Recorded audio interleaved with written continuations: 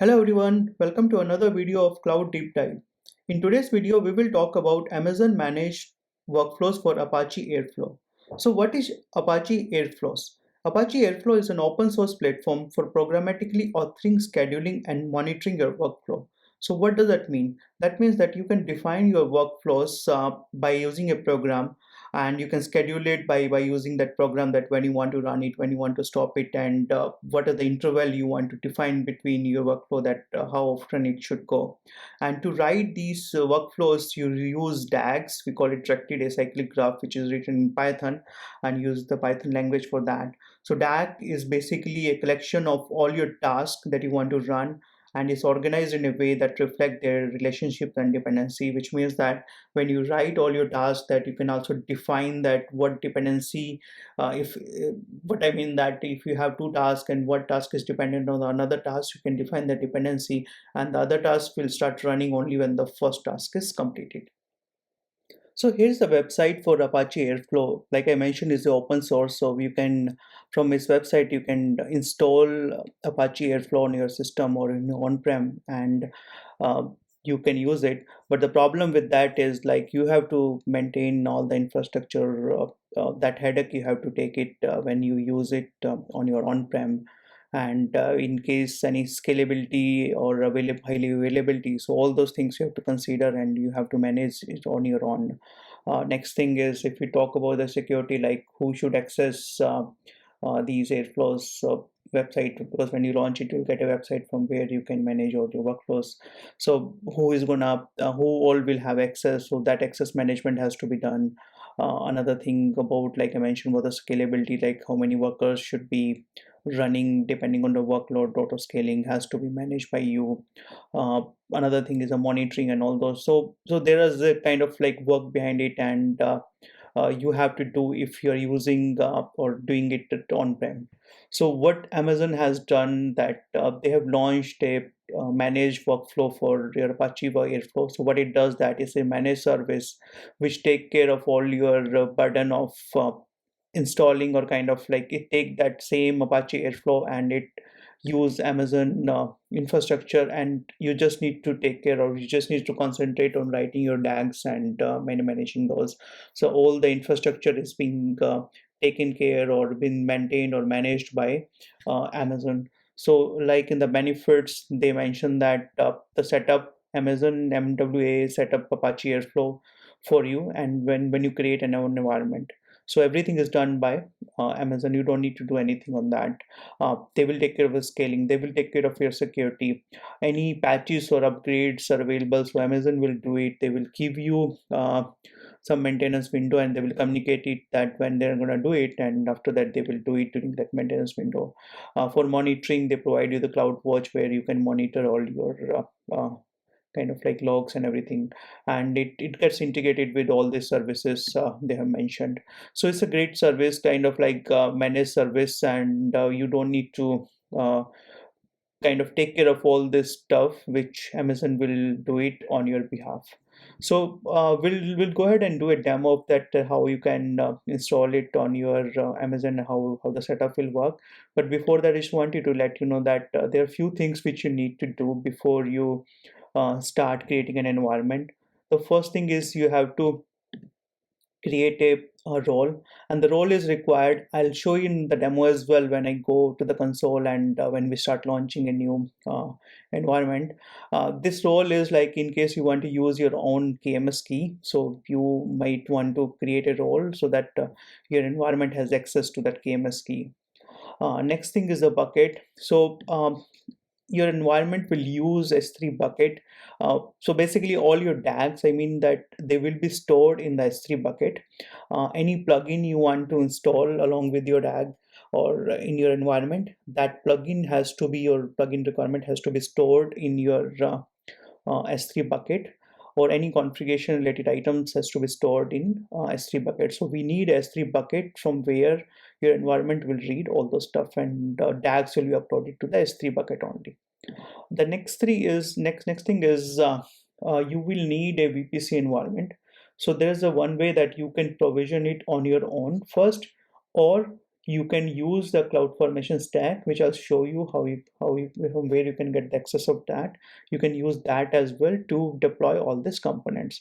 So basically, for the high availability, what it's gonna do, it will create a VPC, or you can create on your own, and it will create two public subnets and two private subnets, and in two different availability zones. So one availability zone will have one public, one private subnet, and the other availability zone will have one public and another private subnet.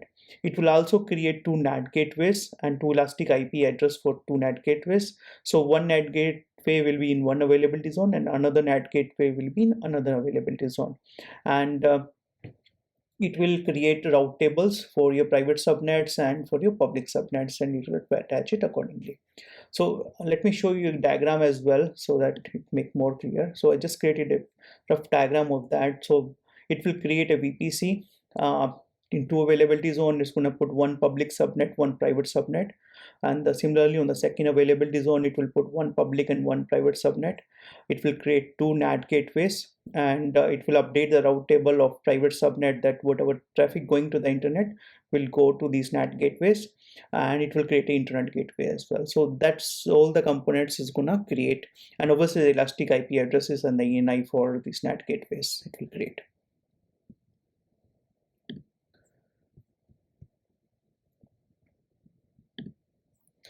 So these are the two things which you require before start creating an environment.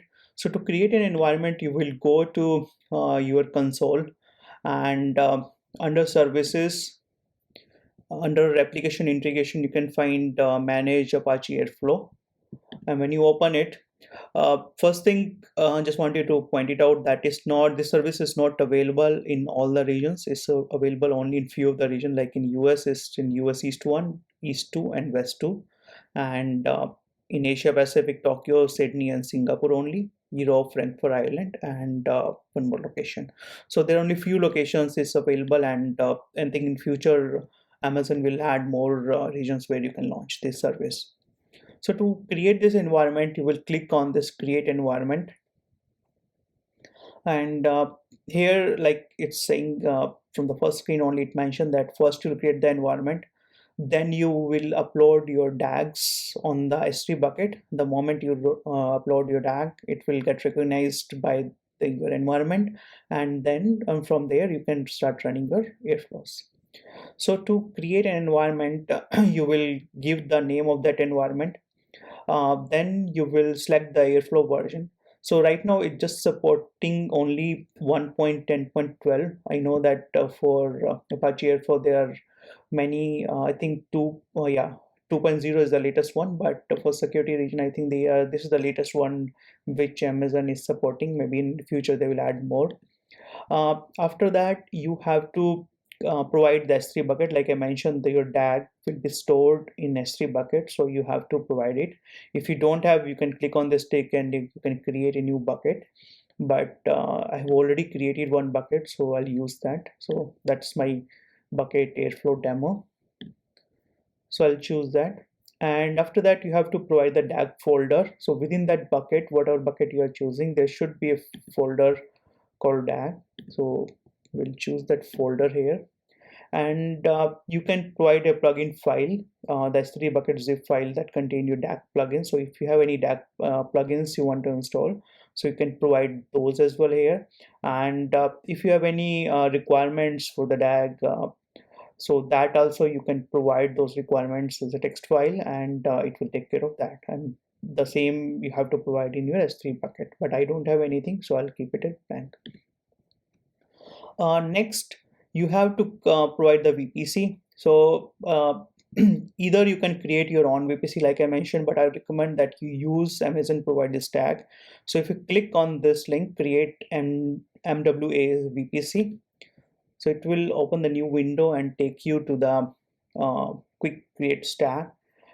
In that, you can provide your whatever environment name you want to do, private subnet IP and all those stuff like public subnet IP and VPC CIDR. So you can provide all this stuff and it will create the stack for you. I've already done that. So let me show you. So this is the stack which I created earlier today, and you can see in the resources section, it created all these resources. So if I start from the bottom, created the VPC, then created the public subnet, route table, public subnet 1 route table, and public subnet 1 um, kind of is associated it. Then it created the private subnet 1 and should be private subnet 2. It's route table as well. Uh, some security groups, NAT gateway EIP, NAT gateway 1 and 2 EIP, two NAT gateways, and then internet gateway it created, and some routes is added. So all the stuff which we discussed in the PPT as well. So all the stuff it will create.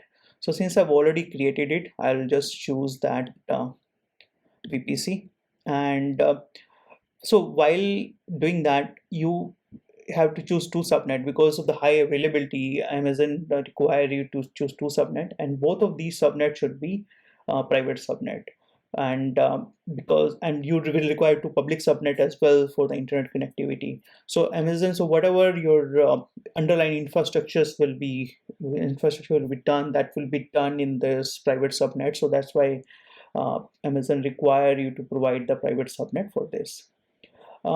Next, you can specify that how you want to access it, web server access, whether it's a private network or public network.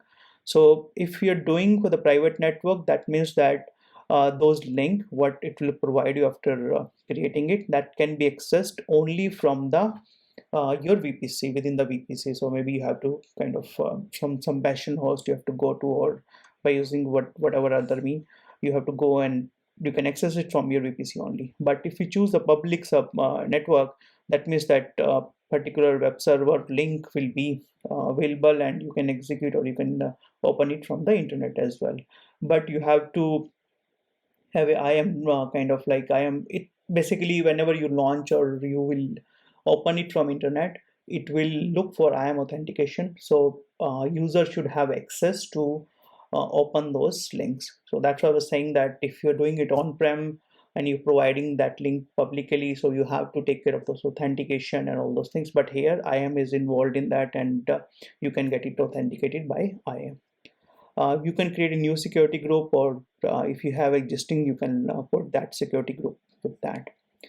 Next is environment class. So they provide 3 environment classes based on your workload and uh, how much workflows you're going to run. You can choose one accordingly, and here you can provide maximum worker count. That means that based on your workflow and number of workers required, Amazon will auto scale it automatically. It can go from 1 to 25, so maximum worker count can be 25. So maybe we just keep it as 10. So suppose you have more workload and more worker nodes are required, Amazon will auto scale it accordingly, but it will go maximum of 10 because we are putting it here as 10. If I put as 25, so it can go maximum of 20. It can create maximum of 25 worker counts. Next is encryption. So all your data is encrypted by default with the key that AWS owns and they manage it. But if you want to use your own KMS key, you can use the customized encryption. You can provide your own key as well. And remember, I was talking about that if you are reusing your key, then you have to create a role as well. So that is also required if you are using your own encryption key. Next, for the monitoring, like I mentioned that Amazon will manage the monitoring as well. So all your CloudWatch is involved in that, and you can monitor the performance of it, this environment in your CloudWatch metrics. In addition, for the Airflow logging configuration, like you can create logs for these as well, like task logs or web server log, your scheduler log, or your worker or DAG processing log. And you can specify like you want warning messages on your error only or critical or just for the information purpose. So for now we don't need it, so I'll just take it off, do it off. Next is if you want to provide some optional configuration, you can do it here. So it provides some few of them which you can override, like related to emails or auto scale and all the stuff. So if you want to do that, you have option to override those configurations as well. I don't, so I'll remove it. Next, you can provide some tags if you want to, and here it will by default it will create a new role. But if you already have a role, you can provide that, and that role is basically is used so that because see, your DAG or your environment is gonna access your DAGs from S3, so it will require a role or some kind of policy which allow it this environment to read your DAGs from S3. It will write logs to CloudWatch, so it will require some access to write and read those logs as well. And so for those all those purpose to do all those actions, you have to provide a role so that this environment can assume that role and do all those actions on your behalf. So that's why you have to provide a role here. And after that, once you click on create environment, it is going to create an environment which will take around 20 to 30 minutes. So what I've done to save time, that I've already created one environment today. So we'll go ahead and open that one. So once the environment is created, it will be available. You can go to environments and it will show it here. So my airflow environment, or whatever name you will give it. And here you can see all the information which you have provided. It will be shown here. And if you want to edit any of the information, you can click on edit and you can change it at any time. So it will again update it, and might take a little bit of time, but yeah, you can update it after getting it as well. So now this is the UI link. By using this, you can access your Airflow. So once I click on that, so this is the normal screen, like if you have installed or used Apache Airflow on your on-prem as well. So this you know about it, and from where you can manage all your DAGs and everything. But here it's being managed, or underlying infrastructure is being managed by Amazon. All authentication that which user can access it is being managed by AWS, so you don't need to take care of anything else. So next we'll upload a DAG in our S3 bucket, and from there we'll see that how it will work. So guys, I've logged in into my AWS console and same account, and I open the S3 bucket, the same Airflow demo, and I'm in the DAG folder. So what I'll do, I'll upload my one Python script. Right, file. So I have this example.py. It's a small code which I've written. So I've uploaded this DAG here. Now let's go to my Airflow, my environment, and give a minute.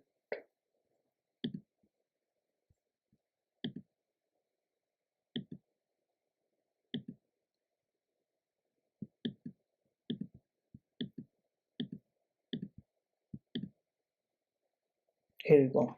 So you can see the moment we uploaded it, it take maybe not even a minute, so less than that. It's showing hello world DAG which we uploaded it. So if we click on the hello world, you can see this is the code which we uploaded. It has two tasks, dummy task and hello task. And if you go to the graph view, I ran it before recording it to just make sure it's running, so that's why it's showing is completed, but right now it's off. So if I turn it on here and refresh it, and if we trigger it, because I schedule to sometime which might not it might not get triggered immediately, so I'm triggering it manually. And you can see the moment I triggered it, the first dummy task is running, and after that the second task, hello task, worked and it got completed. So that's it. Miss, this particular UI is same the one which you use even if you install this Apache Airflow in your on your on-prem environment, but here it's being kind of managed by AWS, managed by Amazon, and you don't need to worry about it. If you're having more and more workload, your worker node will get scaled out and in automatically by Amazon. They will take care of all the underlying infrastructure, so you don't need to take care of manage all this thing. So that's it, guys, for this Amazon managed workflows for Apache Airflow. If you have any question, please feel free to put a comment and I'll be happy to answer. If you like this video, please hit the like button and share it with your colleagues. And please subscribe to our channel as well. And I'll be putting or posting more and more videos on AWS. Till then, thank you so much.